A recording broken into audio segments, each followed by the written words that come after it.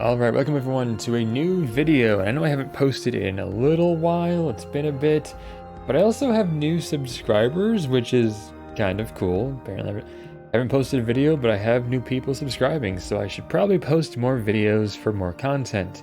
And it's just a good idea anyways, so that way I've got more reviews. You can see games I've played, see if you should play them, and all that kind of cool stuff. But also, the weird thing is that for some reason, my most watched video, with over 1,000 views, is my review on Exiled Kingdoms, which blew my mind. I didn't expect that at all. I didn't expect any of my videos to have more than 1,000 views. I didn't expect them to get over 100 views, but here we are, and that's my most watched video. So I figured I'd do a video about some tips and tricks about playing Exiled Kingdoms. And really, it's just kind of tips and tricks for you want to start the game, you're not sure exactly how to build your character, what to do, or what to expect. I'm going to show you how to have a much easier time playing this game by building your character in the proper way according to their class. Now, go to start game real quickly here, and we're just going to start a new game. Bam, yes, we want to overwrite that one, it's fine. So here you've got your screen to choose your character portrait, choose your name, choose your gender, all that kind of stuff. Now you have a choice of difficulty. I'm gonna tell you right now, choose difficulty based on your expected gameplay. So if you want a challenging time, then play normal. Play normal for a challenging time. If you want a hardcore time, so give me even more difficulty, play hardcore. And if you want more of a roguelike experience where if you die you have to start over, then play Iron Man. So here's your hard and here's your Iron Man. So there you go. For all your really hardcore gamers out there. But now maybe, just maybe, you want an easier time. You don't want a really challenging time or just a challenging time. And it is adequately challenging for most players on normal, let me tell you. I have died several times on normal. So maybe you want to die less. Maybe you want a little bit of an easier time, but still some challenge. Easy is a good way to go. Casual, it's an easy mode. Fantastic. Don't be afraid to do that, because again, this game can be brutal and it can test your will to keep going. So you definitely want to choose that mode if you're not so much into a very challenging experience. Now again, this game is challenging but rewarding, so even though you might die in a dungeon on normal, lose all that progress, and want to smack your head against a wall, when you do finally overcome that dungeon, and overcome that quest, and get to the end, and get to that reward, you will be euphoric, basically. You'll just be so ecstatic that you will just want to keep going and do more quests, level up, get stronger. Like, it's really worth that frustration. But again, if you don't want to go through that, there's casual and there's also story.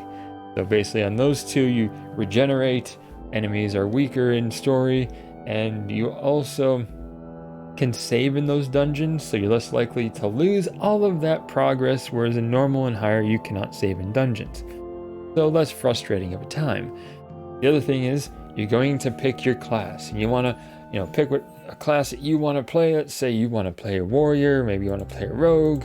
There's also the cleric, and there's also the mage. So I do recommend clicking learn more as far as each one, and it will tell you what to expect. And now you have all your stats, 4 points. Now to increase a stat point, you need number of points equal to the level you want to get to. So you start with 0 in everything. And let's say we're doing the rogue. Rogue's focus is going to be agility. Awareness too, because you want to be able to notice things. So agility is going to do a few things. The rogue in particular, who's going to wield those light weapons or bows, it's going to give you 1 point of damage per point in agility. So you definitely want to focus on agility for a rogue and focus on awareness, because agility also helps you disarm traps. And awareness helps you find those traps. So yes, if you want to be able to find those traps, you need awareness, because you can't disarm a trap if you can't find it. The other stats, strength is about the one you could probably ignore with a rogue. You want endurance, you want some intellect to help you gain more experience, and some personality for hearing rumors, because rumors will help you when you do the optional town hall quest, because the only clues you're going to get as to where you need to go is by going to the pub where you can stay the night, buying a round of drinks, and hearing rumors. And the rumors will guide you as far as where you need to go to complete those optional quests. Now, if you're playing a warrior, obviously you want to put your points into strength, because strength is going to govern your one-handed weapons and your two-handed weapons that warriors can use. Warriors are going to have a lot of armor at their disposal. They're going to be able to equip all this armor, whereas rogues are using agility to get most of their armor from, because agility will increase a rogue's armor. So really, you want to focus in strength so they can do as much damage as possible. And I would say you still want to put some in endurance and agility, because endurance is going to give them health, and agility is going to give them additional armor to make them an even more tanky character. So as you level, you want to kind of focus in these. And I would say starting out as a warrior, I put like 2 in strength and maybe pick either endurance or agility to put 1 in. For those of you 3, don't ignore the others for reasons I've stated. Intellect for more experience, awareness to find traps so you can avoid them, and find doors to find secrets, personality for rumors, that kind of good stuff. Now, if you're playing a mage, intellect is your bread and butter. That's where you want to put most of your points. So if you're starting off as a mage, put about 2 points in intellect, and I would put 1 point probably in agility. You could do endurance also. Those would be kind of optional to you, but intellect is going to be your focus, because that will govern how much mana you have, or how much MP you have. So the more mana you have, the more spells you can cast, because mana potions take a while before you're going to be able to buy them, and you have to rely on finding them in dungeons. So definitely get as much mana as you can to make the game as easy as you can in the beginning, or more access to those powerful spells.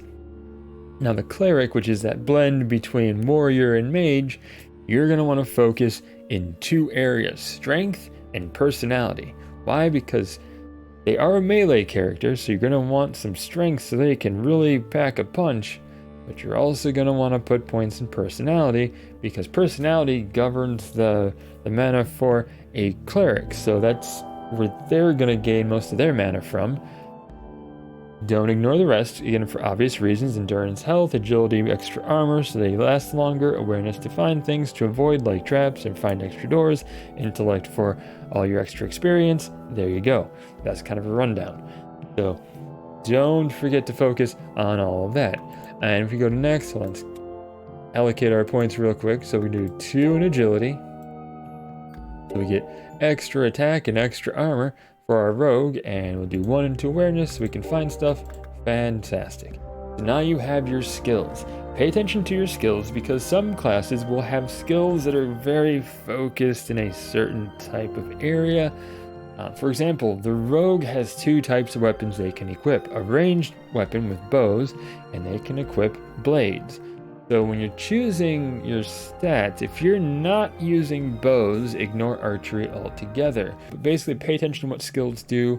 For example, the warrior has 2 skills, one that boosts two-handed and one that boosts using a sword and a shield.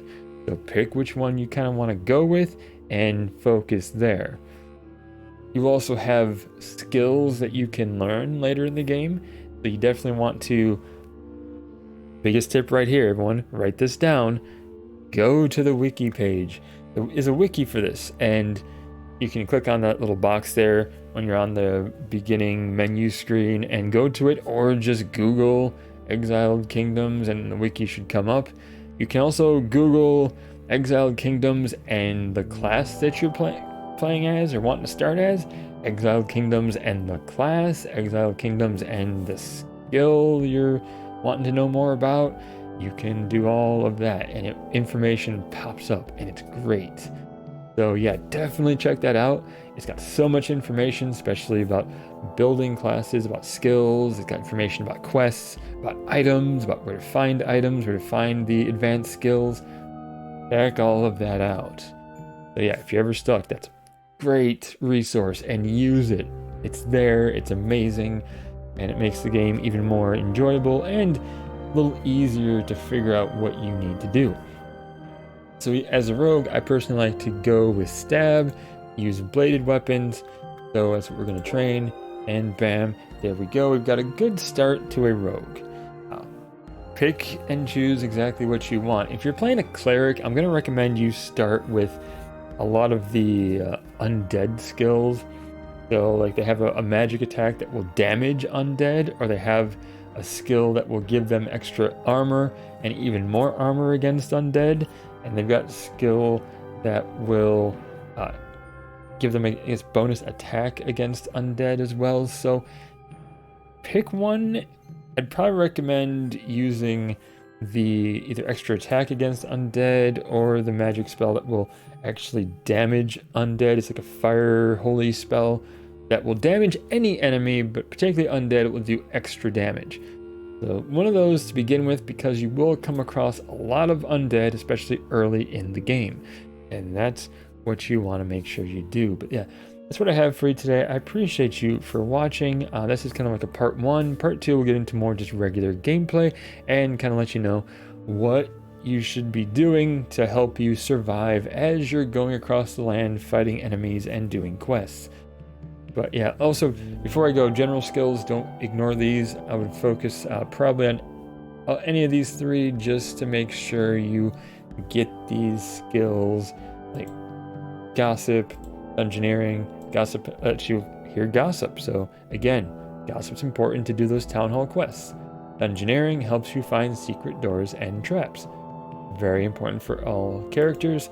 Recovery, you get 2 recovery to begin with, which you can recover twice, they say, a day. What it is it's twice between rests. So even though a game day has passed, you won't get another recovery until you sleep at a tavern. So make sure that you, as you can, get some extra recoveries in there, because it will help while you're in the game in dungeons or need an extra recovery. Fantastic. So definitely do that. But thank you so much for watching. Appreciate all of you. We will see you next time. Until then, stay awesome, and we will see you then.